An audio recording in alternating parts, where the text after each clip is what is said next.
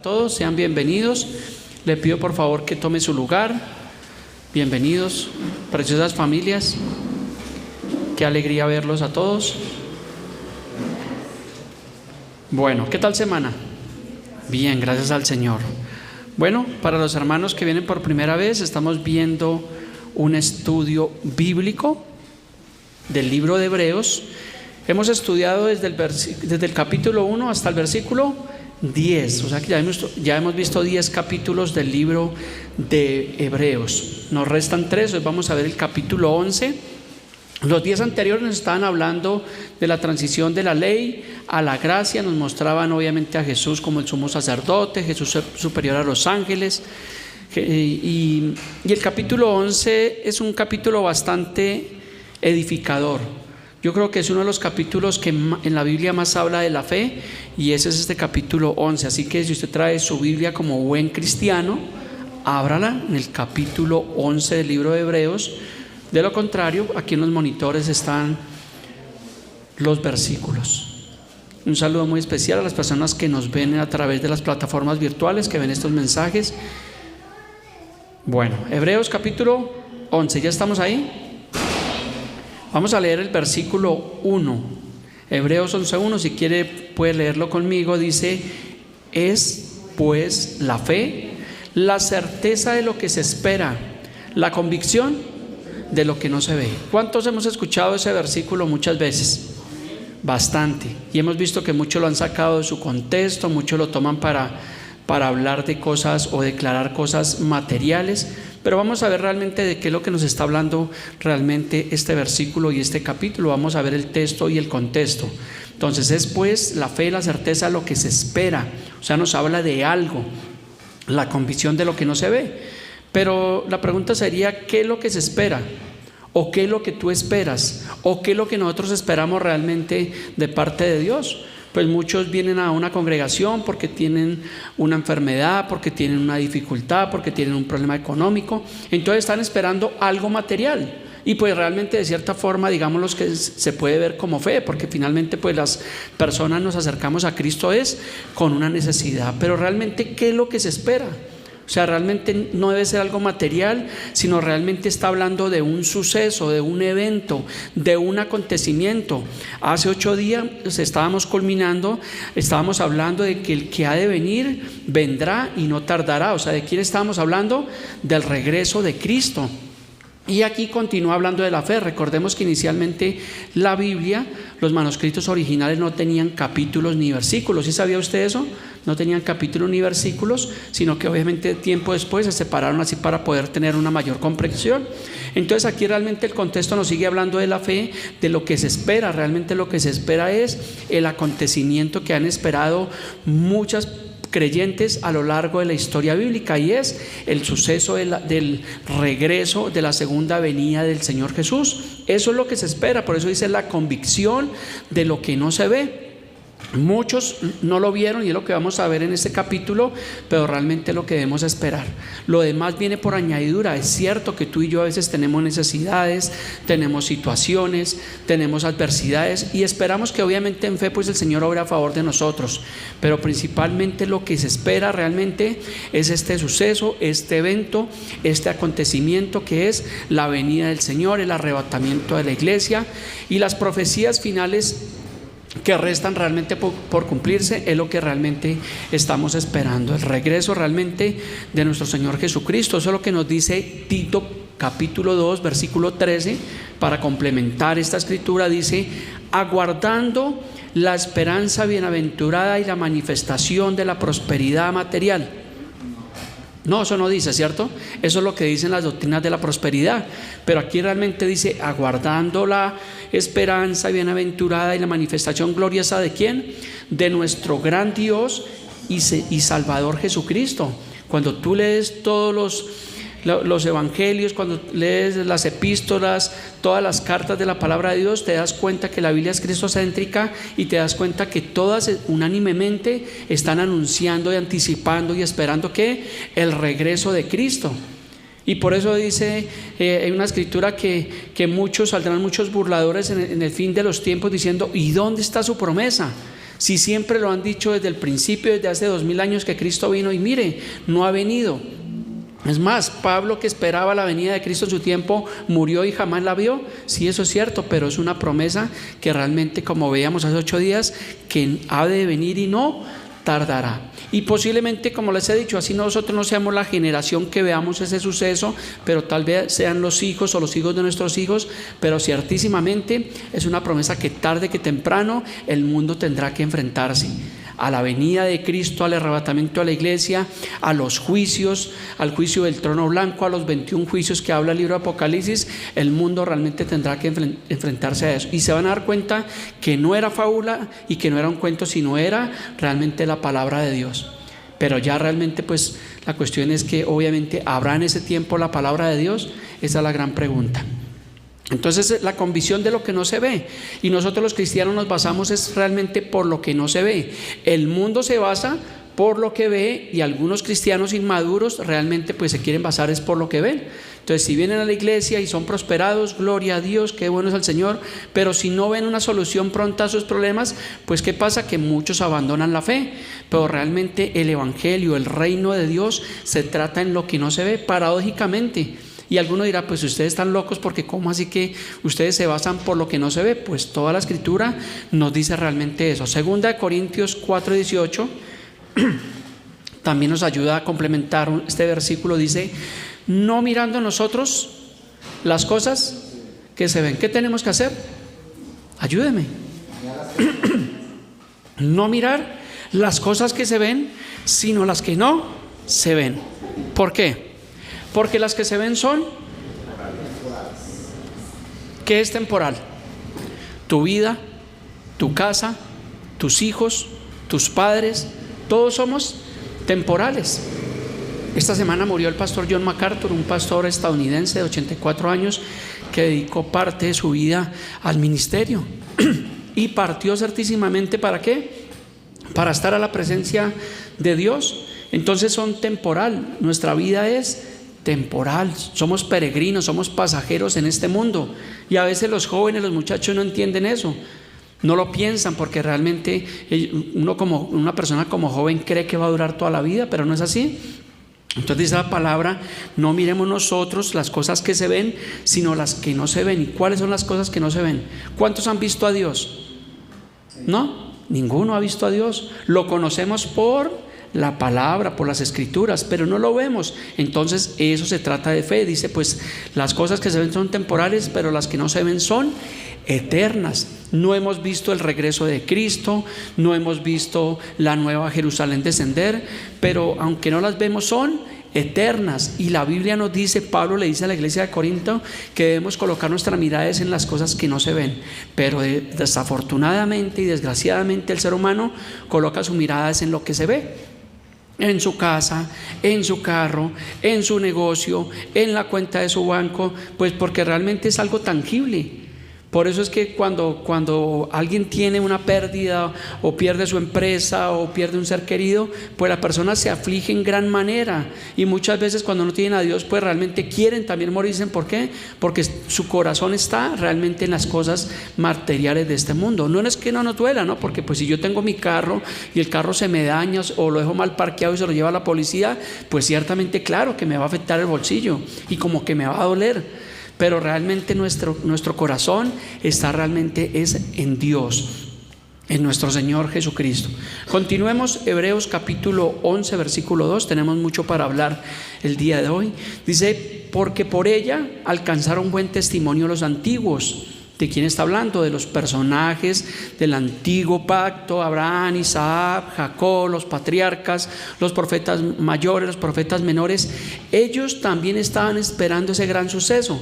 No es que Cristo apareció en el año 0 y de ahí para acá, entonces que es anunciado. No, desde antes, desde mucho antes ya se anunciaba la venida realmente del Mesías. Hebreos 11:3 dice, por la fe entendemos haber sido constituido el universo por la palabra de Dios, de modo que lo que se ve fue hecho de lo que no se veía. Vamos a ver en todo este estudio bíblico que cuando dice por la fe, aproximadamente 20 veces se repite en todo este capítulo, se repite 20 veces por la fe. Entonces dice que por la fe entendemos que el universo, el mundo fue constituido ¿por quién? Por la palabra de Dios. No es como dice la ciencia o la teoría del Big Bang, que todo fue hecho de una gran explosión. Eso realmente no es así. Realmente todo fue hecho por la palabra de Dios. Hebreos 1:2 nos dice por quien asimismo hizo el universo. O sea que la Biblia sí nos da una certeza, una garantía de que todo lo que vemos, el mundo, las estrellas, el sol, la luna, todo lo que nosotros vemos fue realmente creado por Dios, por un gran artista. Es como los que les gustan las obras de arte. Cuando usted va a un museo y usted ve una gran obra, pues detrás de esa gran obra que hay un gran artista. No fue que la obra apareció ahí como por obra de magia. No, hay un artista, y el artista, el creador del mundo, se llama nuestro Señor, nuestro gran Dios y Salvador, Jesucristo. Hebreos 11:4, recuerde que más de 20 veces se repite por la fe. Aquí continúa diciendo: por la fe Abel ofreció a Dios más excelente sacrificio que Caín. ¿Cuántos recuerdan quién eran Abel y Caín? ¿Hijos de quién? Correcto. Dice: por lo cual alcanzó testimonio de que era justo, dando Dios testimonio de sus ofrendas, y muerto aún habla por ella. Caín y Abel, el primer homicidio que hubo sobre la faz de la tierra, donde un hermano mató a otro hermano. ¿Y hasta el día de hoy ha mejorado? No, ha empeorado. Riñas entre familiares. El Día de la Madre, que es uno de los días más violentos, porque se pelean los hermanos por los 4 pesos que a veces dejan los padres, y eso se ve hoy en día, y es triste realmente ver todo esto. Entonces Hebreos 11:5 dice: por la fe Enoc fue traspuesto para no ver muerte, y no fue hallado porque lo traspuso Dios, y antes de que fuese traspuesto tuvo testimonio de haber agradado a Dios. Entonces Enoc fue traspuesto. ¿Qué es ser traspuesto? Es ser trasladado, es ser cambiado de lugar, especialmente en el sentido de ser llevado a otro lugar. ¿Cuántos recuerdan de ustedes los 2 personajes que en el Antiguo Testamento no conocieron la muerte, sino fueron llevados y trasladados? ¿Cuántos recuerdan? Enoc y Elías, los 2 personajes que fueron arrebatados en el Nuevo Testamento. Y en el Nuevo Testamento los muertos en Cristo resucitarán primero. O sea que cuando el Señor regrese, el pastor John MacArthur y muchos hombres de la fe van a resucitar realmente primero, lo que nos dice las Escrituras. Realmente Enoc no vio muerte. Veámoslo en Génesis 5:24. Para los que no conocen la vida de Enoc, dice: caminó pues Enoc con Dios y desapareció porque le llevó Dios. ¿Qué tenemos que hacer? Caminar con el Señor. Judas 14, ¿recuerdan quién es este Judas? No es Judas Iscariote, sino es Judas, el medio hermano del Señor Jesús. Ahí está la carta de Judas. Judas 14 dice: de estos también profetizó Enoc, 7º desde Adán, diciendo: he aquí vino el Señor con sus santas decenas de millares. O sea que desde el Antiguo Testamento, desde los tiempos de Enoc, desde el 7º de Adán, se estaba profetizando que, dice, vino el Señor, como si ya hubiera acontecido. Enoc hubiera dicho: vendrá el Señor al fin de los tiempos con sus santas decenas de millares.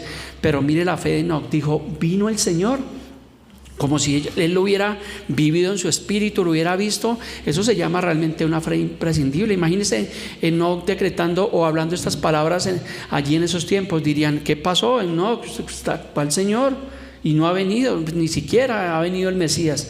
Pero realmente Enoc estaba hablando realmente de que el Señor vino con sus santas decenas de millares. Eso se está refiriendo realmente a la segunda venida de Cristo, al arrebatamiento. Tal vez era lo que Enoc quería dar a entender.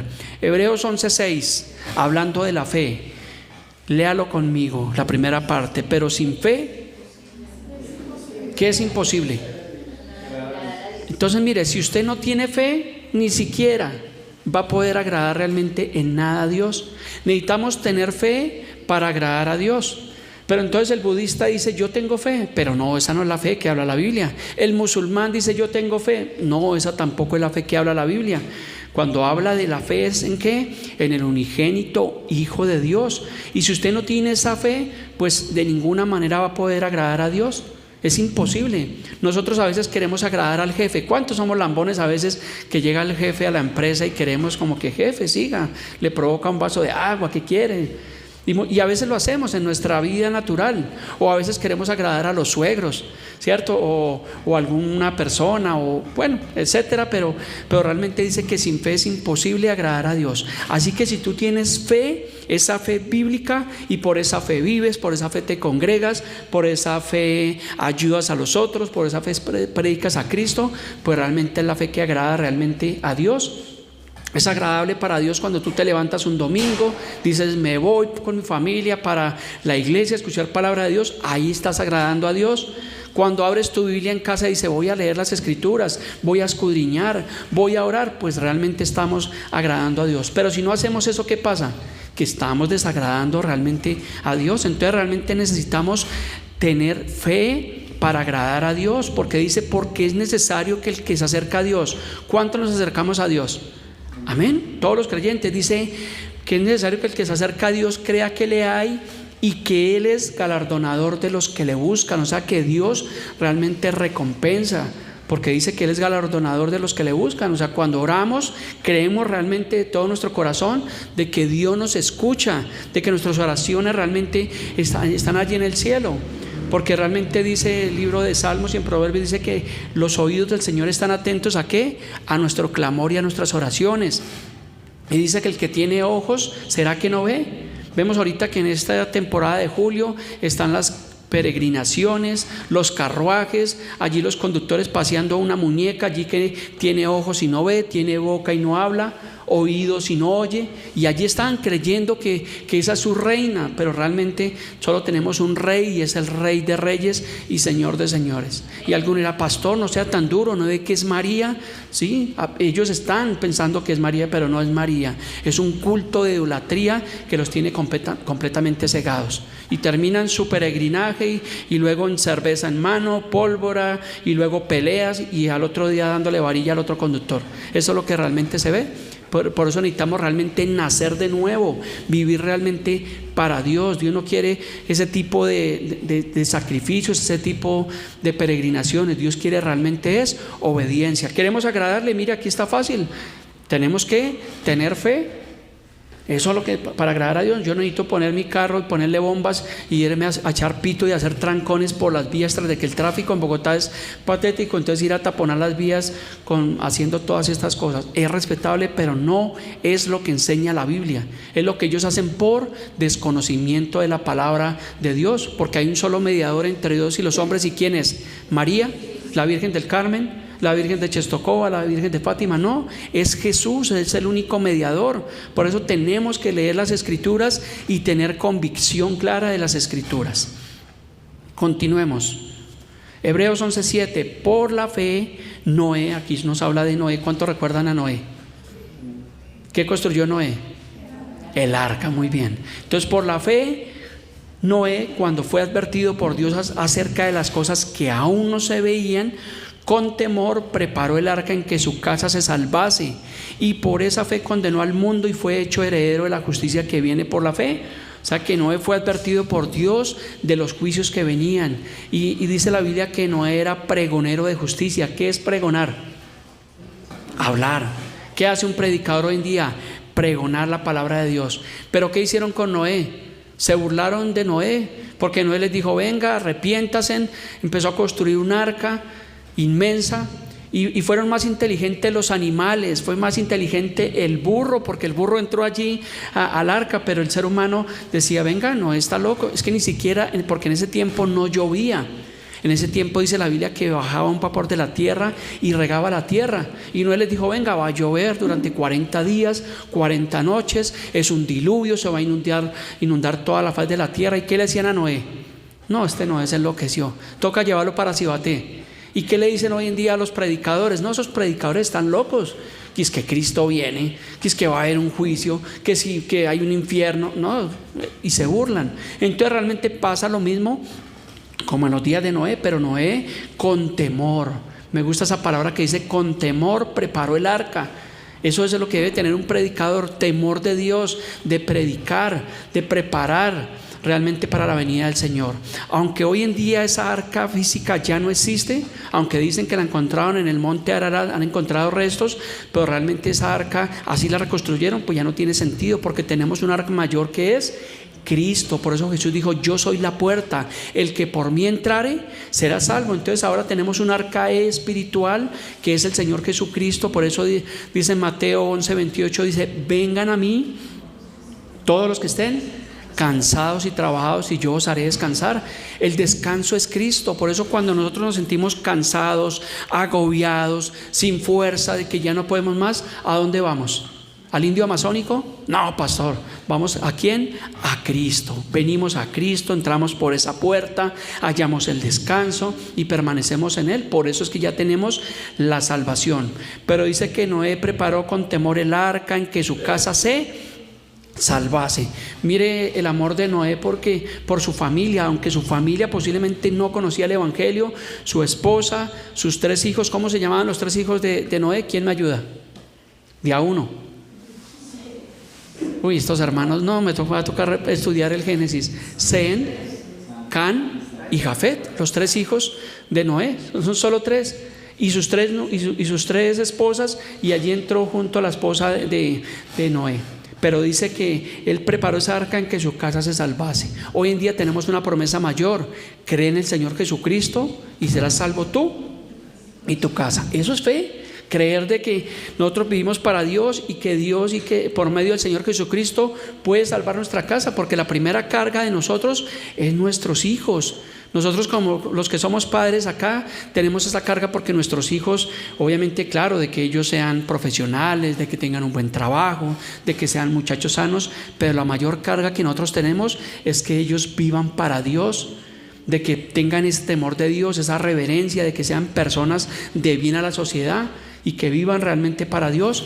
Entonces hoy en día tenemos esa promesa como la tuvo Noé. Noé tuvo un arca física, nosotros tenemos un arca espiritual en que podemos ser salvos nosotros y nuestra casa. Y yo lo creo.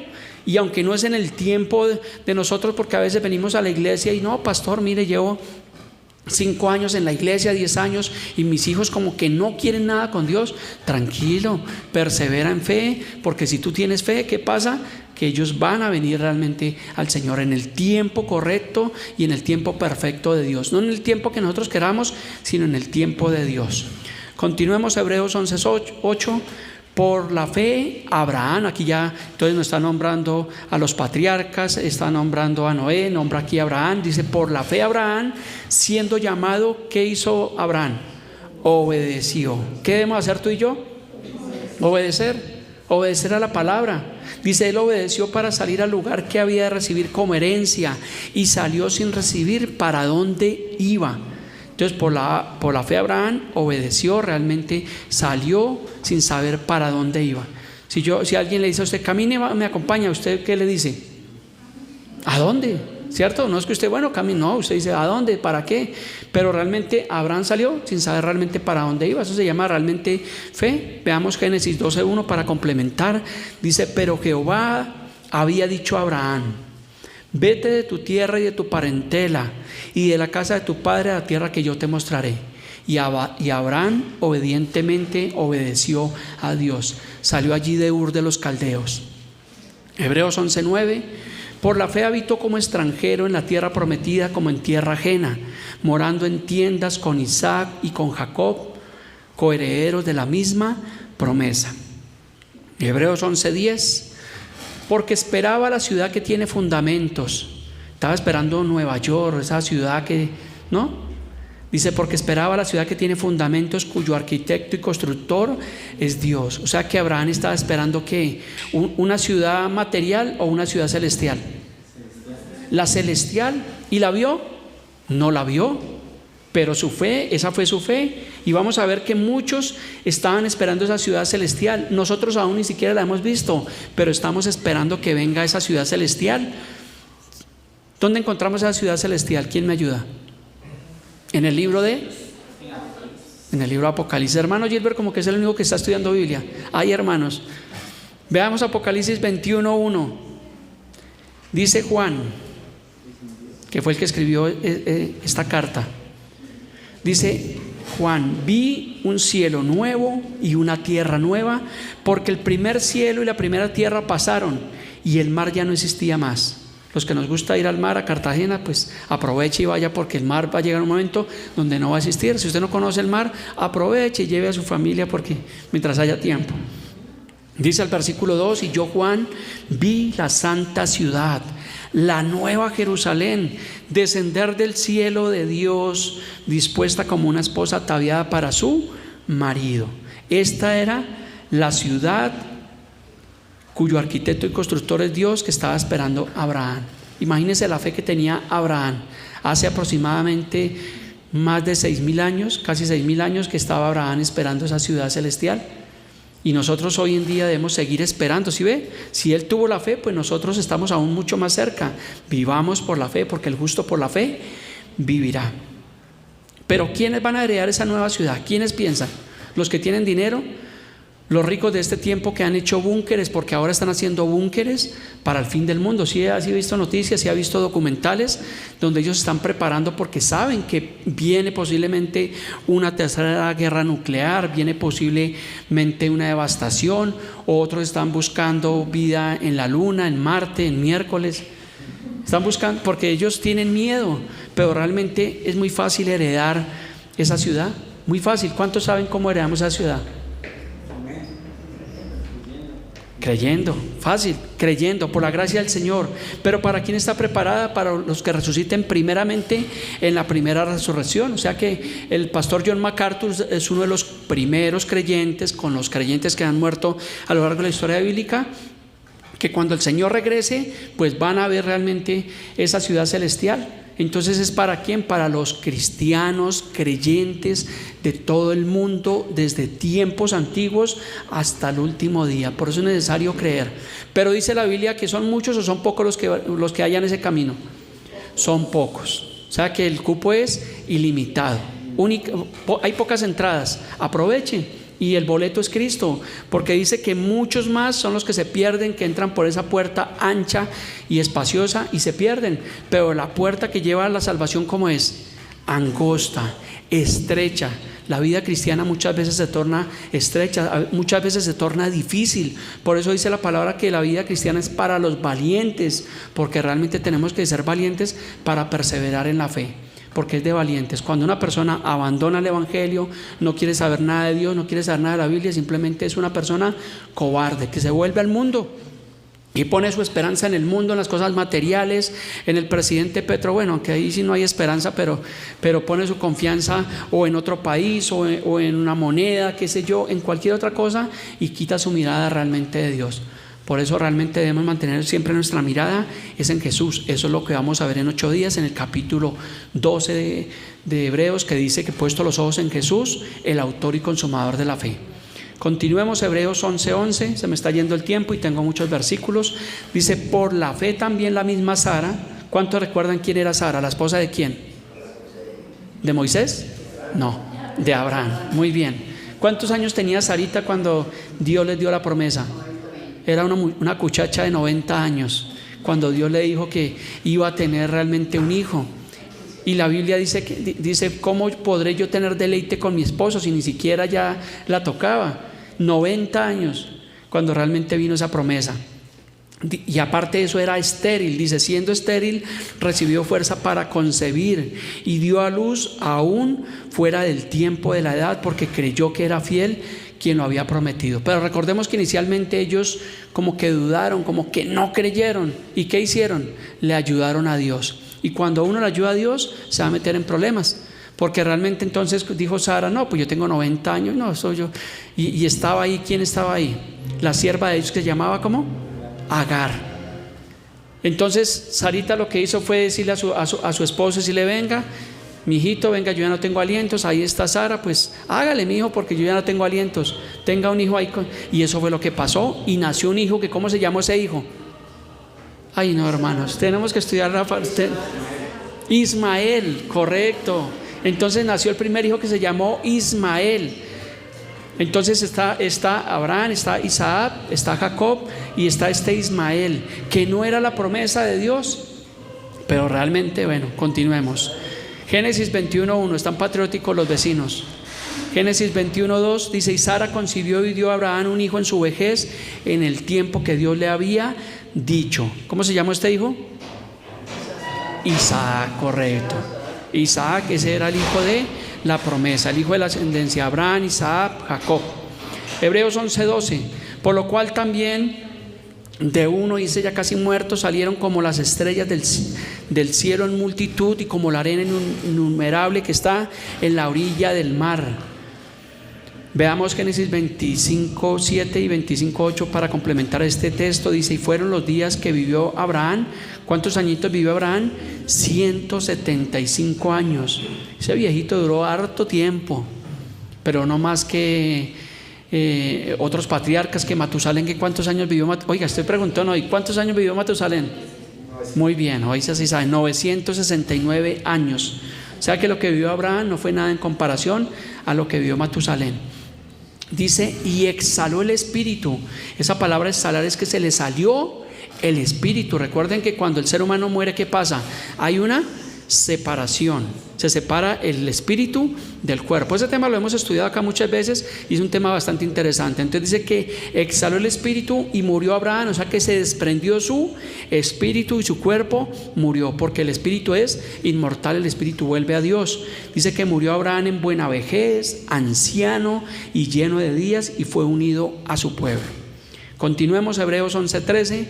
Conforme a la fe murieron todos estos, no solamente Abraham, sino murieron todos estos sin haber recibido lo prometido, sino mirándolo de lejos y creyéndolo y saludándolo y confesando que eran extranjeros y peregrinos sobre la tierra. O sea que Abraham, Jacob, Isaac, las 10 tribus de Israel, las tribus divididas, todos los profetas, todos ellos murieron sin haber recibido lo prometido. Entonces la promesa no era para ese tiempo, era para el tiempo del fin, pero ellos lo creyeron como si fuera en su tiempo. Porque si ve por qué ahora entienden por qué el apóstol Pablo creía que el Señor Jesús iba a regresar en su tiempo, porque si él sabía por los manuscritos que Abraham y que los patriarcas habían muerto con esa fe, Pablo tenía esa fe de creer que el Señor Jesús regresaría en su tiempo, y tampoco pasó. Y nosotros posiblemente creamos y posiblemente digamos que no seamos la generación, pero también creemos porque es una promesa realmente de Dios que se va a cumplir, pero sabemos por las profecías que es para dónde, para el fin de los tiempos. Abraham no lo sabía porque yo no tenía la Biblia completa. Hasta ahora se estaba escribiendo la historia del mundo, la historia bíblica. Nosotros ahora no tenemos excusa porque tenemos toda la Biblia completica. Así que no se me llene de argumentos. Ayer me encontré a un hermano, fui a saludarlo, un hermano que no ha regresado a la iglesia, y lo saludé y fue una visita sorpresa, y así como y no tuvo argumentos para decirme por qué no había vuelto a la iglesia. Simplemente pues fui a saludarlo y a ver cómo estaba, y fue sincero, me dijo: no, pastor, no tengo argumentos para decir por qué no he vuelto a la iglesia, no es usted, no es la doctrina, no, es algo personal. Entonces, si ven, no nos llenemos de argumentos. La Biblia dice en 2 Corintios 10:5, dice: derribando todo argumento que se levanta contra el conocimiento de Dios, y llevando cautivo todo pensamiento a la obediencia en Cristo Jesús, Señor nuestro. Continuemos, Hebreos 11:14, dice: porque los que esto dicen claramente dan a entender que buscan una patria. Cuando habla de patria, habla de una ciudadanía. ¿Cuántos saben que nosotros los cristianos tenemos doble ciudadanía? ¿Sí lo sabían? Pues si no lo sabe, usted y yo tenemos doble ciudadanía. Tenemos la ciudadanía colombiana y tenemos la ciudadanía celestial. Pastor, ¿dónde dice eso? Pues en la Biblia, pero más sin embargo leámoslos. Efesios 3:20. Mas nuestra ciudadanía, está hablando a la iglesia, Pablo a la iglesia de Filipos, ¿no lo tengo ahí? Así, Filipenses 3:20, muchas gracias. Mas nuestra ciudadanía está ¿a dónde? En los cielos, de donde también esperamos ¿a quién? Al Señor, al Salvador, a nuestro Señor Jesucristo. Entonces tenemos una ciudadanía celestial. Gloria a Dios por eso. Muchos hoy en día con la crisis que está el mundo, muchos se van de aquí para allá, ¿cierto? Unos se van para Polonia, otros para Europa, otros para Estados Unidos, otros para México, otros para Ecuador, buscando un futuro mejor, buscando una ciudadanía. Pero nosotros tenemos esa ciudadanía, y si todo el mundo buscara esta ciudadanía, tendríamos un mundo muchísimo mejor del que estamos viendo. Continuemos Hebreos 11:15, pues si hubiesen pensado en aquella de donde salieron, ciertamente tenían tiempo de volver. Versículo 16, pero anhelaban una mejor, esto es celestial. Ellos sabían que iban a ir a una tierra que fluía leche y miel, allí a Canaán, pero realmente ellos estaban esperando es la celestial. Por lo cual Dios no se avergüenza de llamarse Dios de ellos, porque les ha preparado una ciudad. Versículo 17, por la fe Abraham, cuando fue probado, ofreció ¿a quién? A Isaac, y el que había recibido las promesas ofrecía a su primogénito. Quisiera detenerme acá, muchos de ustedes conocen la historia, cuando Abraham ofreció ¿a quién? A su único hijo. Continuemos Hebreos 11:18, habiéndosele dicho, en Isaac te será llamada descendencia. Versículo 19, pensando que Dios es poderoso para levantar aún de entre los muertos, de donde en sentido figurado también le volvió a recibir. Dios es poderoso para levantar los muertos. Y vemos en el Nuevo Testamento, Dios levantó ¿a quién? A Lázaro después de 4 días de muerto, levantó a la hija de Jairo y al hijo de la viuda de Naín. Y si usted estudia el Antiguo Testamento, también hubo muchas resurrecciones. O sea que para Dios no hay nada imposible. Hebreos 11:20 dice, por la fe bendijo Isaac a Jacob y a Esaú respecto a las cosas venideras. Versículo 21, por la fe Jacob al morir bendijo a cada uno de los hijos de José y adoró apoyado sobre el extremo de su bordón. Eso lo estudiamos, recuerdan, en Génesis capítulo 39 y capítulo 40, cuando estudiamos la historia de José. Ahí habla realmente cuando Jacob al morir bendijo allí a los hijos de José. ¿Sí recuerdan esa historia, esa parte de la historia? Muy bien. Hebreos 11:22, por la fe José al morir, ¿recuerdan que José de dónde fue gobernador? ¿De Cundinamarca? No. ¿De dónde fue José gobernador? De Egipto. Imagínense el cargo que tuvo José, todo por la gracia de Dios.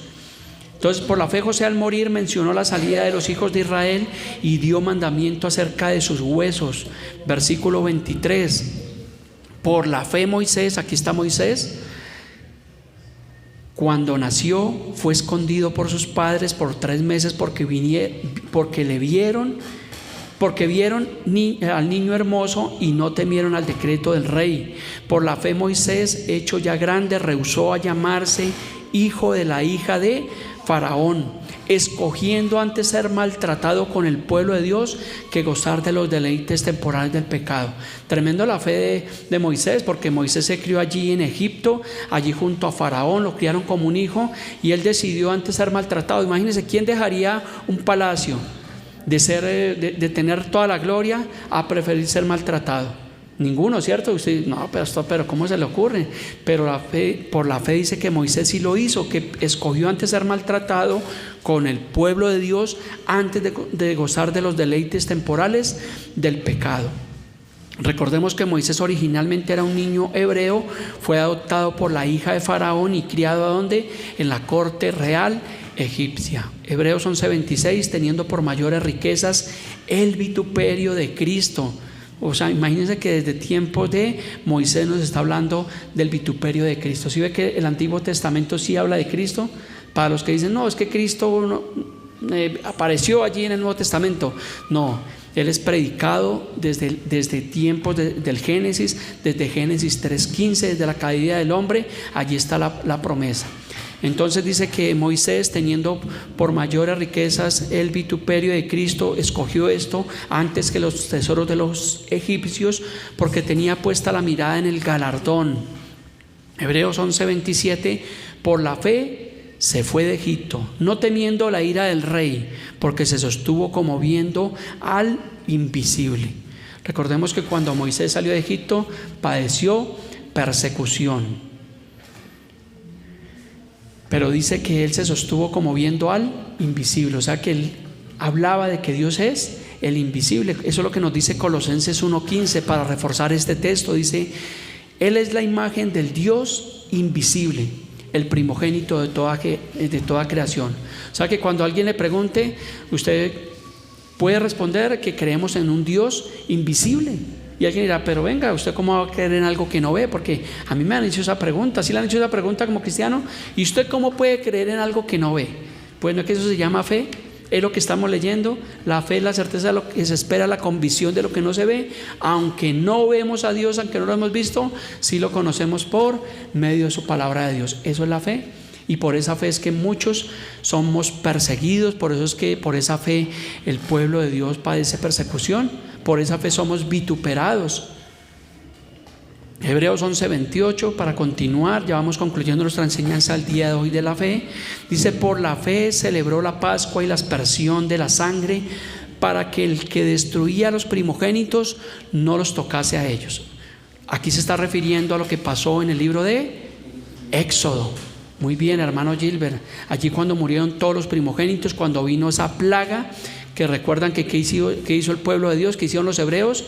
Que ellos sacrificaron un cordero y la sangre que hicieron, la aplicaron ¿a dónde? En los dinteles de las puertas, para que cuando viniera esa plaga, la muerte de los primogénitos no los tocase a ellos. Aquí es lo que está hablando.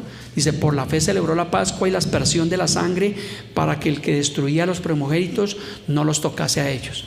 O sea que el escritor a los hebreos conocía claramente el Antiguo Testamento, leía y sabía y conocía realmente las profecías y las palabras del Antiguo Testamento. Y nosotros muchas veces nos da pereza leer la palabra, muchas veces no memorizamos, muchas veces no retenemos. Entonces, si ve la importancia de conocer las Escrituras. Aquí el escritor a los hebreos está hablando obviamente inspirado por Dios, pero está hablando con propiedad de lo que conocía, de lo que había leído. Hebreos 11:29 dice: por la fe pasaron el mar rojo como por tierra seca, e intentando los egipcios hacer lo mismo, que pasó, fueron ahogados. Aquí vemos una distinción entre el justo y el injusto, entre el bueno y el malo. Y Dios hoy en día sigue haciendo lo mismo. Los egipcios persiguieron allá a los hebreos hasta querer matarlos, pero ellos cruzaron el mar rojo como por tierra seca, y ellos quisieron hacer lo mismo y murieron ahogados. Y hasta el día de hoy, en esa parte donde sucedió este acontecimiento, se han encontrado parte de los carruajes que están allí realmente. O sea que esto no fue un mito, esto fue algo verdadero, el poder de Dios manifestado también en aquellos tiempos. Hebreos 11:30: por fe cayeron los muros de Jericó después de haberlos rodeado 7 días. ¿Cuántos han leído esa historia? Léala también allí en el Antiguo Testamento. Hebreos 11:31: por la fe Rahab la ramera no pereció juntamente con los desobedientes, habiendo recibido a los espías en paz. ¿Cuántos saben quién es esta Rahab? Que hace parte de la genealogía ¿de quién? De Cristo. Si usted lee la genealogía del Señor Jesús, ella es la tatarabuela del Señor Jesús, una prostituta, imagínense, una ramera. Pero realmente ella, por fe, obviamente cuando conoció obviamente del Señor de las Escrituras, pues ella obviamente se apartó de ese camino, pero ella hace parte de la genealogía del Señor Jesús. Léalo ahí en el libro de Mateo, ahí está la genealogía del Señor Jesús. Sí que tenemos que realmente muchas veces conocer la palabra de Dios. Dice: por la fe Rahab la ramera no pereció juntamente con los desobedientes, sino que habiendo recibido a los espías en paz. Y mire lo que dice el Hebreos 11:32, el escritor dice: ¿y qué más digo? O sea, todo lo que nos ha dicho en estos 30 versículos, nos ha nombrado los héroes de la galería de la fe, y dice: ¿y qué más digo? ¿Cómo más los convenzo? Dice: porque el tiempo que me faltaría contando de Gedeón, de Barak, de Sansón, de Jefté, de David, así como de Samuel, como de los profetas. Dice: por la fe conquistaron reinos, hicieron justicia, alcanzaron promesa, taparon boca de leones. Ahí está nombrando a David. A los amigos de David: apagaron fuegos impetuosos, evitaron filo de espada, sacaron fuerzas de debilidad, se hicieron fuertes en batallas, pusieron en fuga a los ejércitos extranjeros. Las mujeres recibieron a sus muertos mediante la resurrección, mas los otros fueron atormentados, no aceptando el rescate a fin de obtener mejor resurrección. Otros experimentaron vituperios, azotes, y a más de esto, de prisiones y de cárceles. Él hubiera podido nombrar ahí a Pedro, a Pablo, a los apóstoles, la persecución que tuvieron. Es lo que nos está diciendo el escritor a los hebreos, mostrando la galería de la fe del Antiguo Testamento y luego mostrando los hombres de la fe del Nuevo Testamento. ¿Y qué más digo? Y a veces me pasa a mí como pastor, yo termino un mensaje y yo digo, ¿y qué más digo? ¿Qué más les digo a estos hermanos para que crean realmente en el Señor Jesús, que crean en la palabra, que se congreguen, que no me miren a mí, que no miren a un pastor, porque el pastor es un ser humano, se puede equivocar, sino que miren a quién, a Dios, a su Señor, a su Salvador. Hebreos 11:37 dice, fueron apedreados. ¿Quién recuerda quién fue apedreado del Nuevo Testamento? El apóstol Pablo, ya casi muerto. ¿Cuál fue el primer mártir de la iglesia? Esteban. Fue apedreado y muerto. Y aquí está narrando el escritor, dice, fueron apedreados, aserrados. ¿Qué será aserrados? Serrucho. O sea, les cortaron su cuerpo, fueron desmembrados. Lo dice la palabra de Dios, por causa de Cristo, puestos a prueba, muertos a filo de espada. ¿Cuántos quieren esa muerte? Ay, no, pastor, muchas gracias, deja así. Pues eso le pasó a los cristianos del primer siglo. Anduvieron de aquí para allá cubiertos de pieles de ovejas y de cabras, pobres, angustiados y maltratados. Y yo le pregunto a los predicadores de la prosperidad, ¿y dónde está la fe de estos hermanos? Porque murieron pobres, perseguidos, porque la teología de la prosperidad te dice que eres rico, bendecido y en victoria, y que si tú das, entonces eres próspero, y que si no das, entonces porque te falta fe. Pero aquí no les faltó fe a ellos. Por el contrario, por su fe fueron perseguidos. Entonces, si ve que la teología de la prosperidad pierde su propio peso, ¿les faltó fe? No les faltó fe.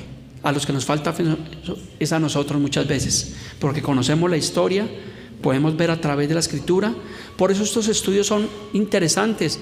Estaba leyendo un artículo de la vida del pastor John MacArthur, y fue un pastor que en su iglesia predicó durante mucho tiempo, creo que se le fue como 3 años, predicó todo el Nuevo Testamento, capítulo a capítulo y versículo a versículo. ¿Sí ve que es bíblico predicar la palabra de Dios así como lo hacemos? Nosotros, bueno, estamos culminando el libro de Hebreos, hemos estudiado Filipenses, hemos estudiado Gálatas, hemos estudiado Apocalipsis, algunos libros, pero nos falta. Daniel también lo hemos escuchado, pero realmente qué bueno que como iglesia podamos escudriñar toda la palabra de Dios y dejar de estar hablando como otras congregaciones. Y perdónenme que diga esto porque suena feo, pero a veces las comparaciones son odiosas, pero otros están hablando de cosas vagas, cosas materiales, cosas que perecen, que son temporales, que a veces ni siquiera edifican, pero están más interesados en la teología de la prosperidad, y esas iglesias son llenas y abarrotadas porque es lo que el mundo quiere recibir, pero están rechazando el verdadero evangelio, la palabra de Dios. Y esta carta realmente que nos habla de la fe, que es lo que necesitan todos los creyentes, nos está realmente poniendo los pies sobre la tierra. Porque imagínense que murieron ellos pobres, angustiados, maltratados, perseguidos, apedreados y aserrados. Imagínense donde yo le dijera a los hermanos, esto es lo que nos espera a nosotros los cristianos. Yo creo que le quedo predicando a las solas sillas, porque la gente se va. Y a veces ese es el evangelio que se necesita. Porque el evangelio de Dios, ¿qué hace? Confronta. El evangelio de Dios rompe. Nos confronta con nuestro pecado. El evangelio de Dios no es para darle palmaditas al pecador, sino es para traerlo al arrepentimiento. Ese es el deseo de Dios, que todos los hombres se arrepientan. Hebreos 11:39, ya vamos concluyendo esta enseñanza del día de hoy. ¿Cuántos han sido edificados con esta palabra? Gloria a Dios, que hemos sido edificados por medio de la palabra del Señor. Ahí está. Ahora, si yo le pregunto, ¿cuántos habían leído todo el capítulo 11 de Hebreos? ¿Sí ve? Muy poca la estadística. Debemos leer, escudriñar más palabra. Juan 5:39 dice, escudriñad las escrituras porque a vosotros parece que en ellas tenemos la vida eterna. Hebreos 11:39, se me están cruzando las muchas palabras que estamos estudiando el día miércoles. Estamos estudiando el libro de Juan, bastante interesante, capítulo a capítulo y versículo a versículo. Dice Hebreos 11:39, y todos estos, los que acabó de nombrar aquí el escritor, dice, aunque alcanzaron buen testimonio mediante ¿qué? Mediante la fe, no recibieron lo prometido. Pobre Pablo, pobre Pedro, pobres apóstoles, no recibieron lo prometido. ¿De qué les sirvió su fe? Alcanzaron la promesa celestial, pero no pudieron ver. Ellos tal vez decían, ya está cerca, ya casi, y ellos alentaban a los otros hermanos y los otros a los otros hermanos, y a las iglesias de Galacia, y a la iglesia de Corinto, y a la iglesia de Filipo, y a la iglesia de Tesalónica, y a la iglesia de Roma.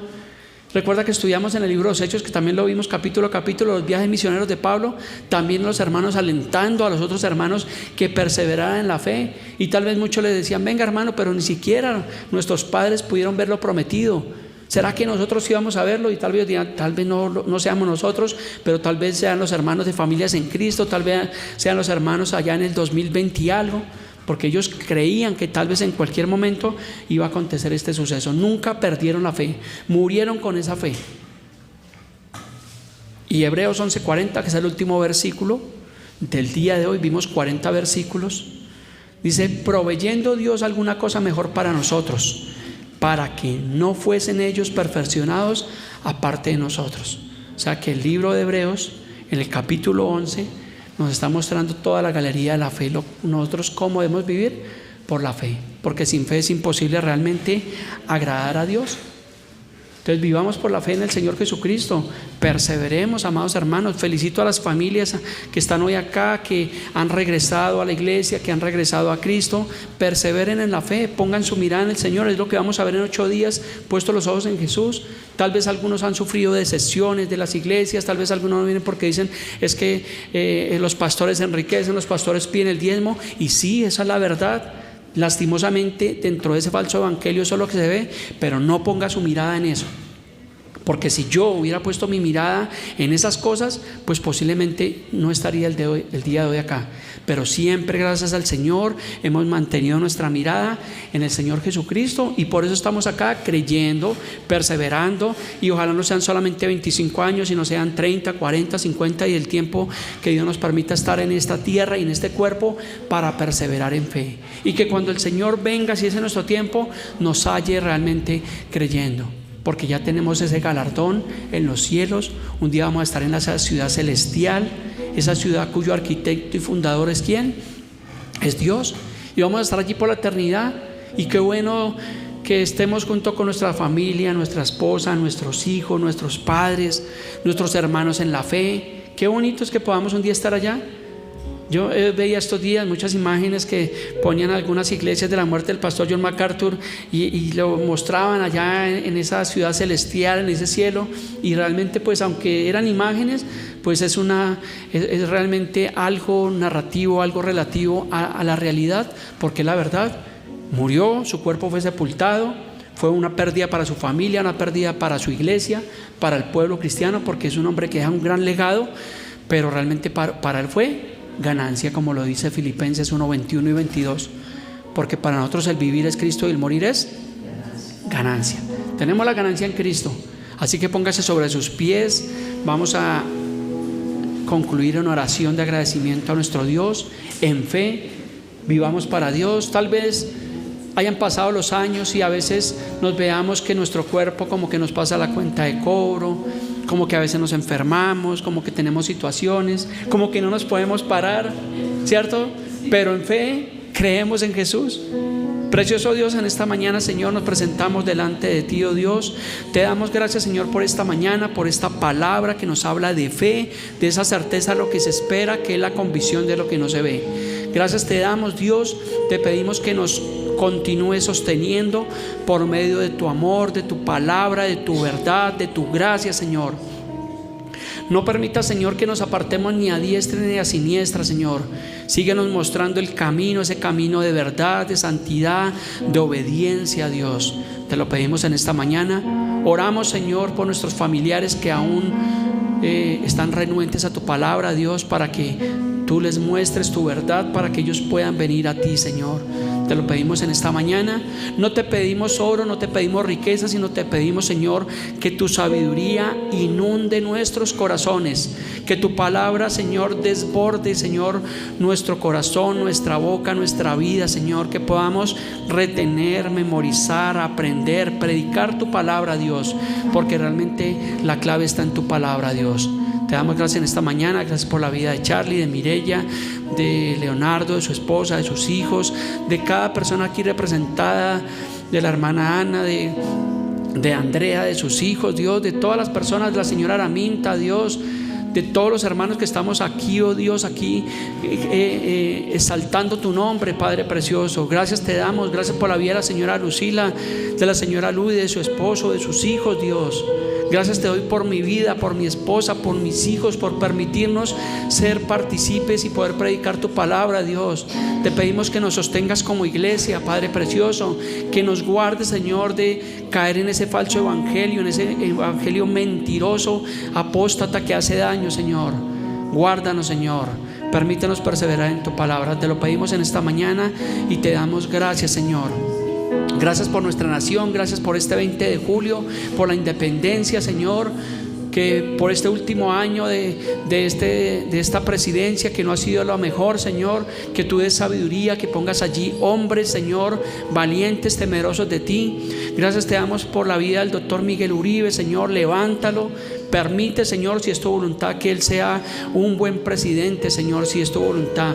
Tú lo sabes todo, tú lo conoces todo. Oramos por su vida, por su familia, por su esposa, por sus hijos, Señor. En el nombre de Cristo Jesús, amén. Gracias te damos, Señor. Denle un fuerte aplauso al Señor Jesús.